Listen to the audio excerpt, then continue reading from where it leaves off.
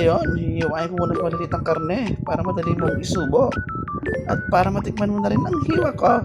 Charot! Next naman, i-marinate na natin ang karne. Bigyan natin ng kalamansi para mas maasim pa sa nagluluto. Mag-iiwa na tayo ng aromatics.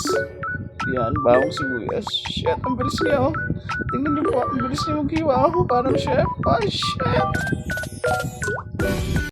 Yan, lagyan natin yung used oil. Gisa lang natin. Yan, lagyan natin yung bawang.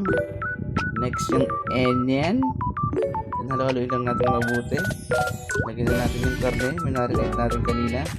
Yan, lagay tayo ng paminta. Magic sarap para masarap. Then yung last, lalagyan na natin yung pinakasabaw.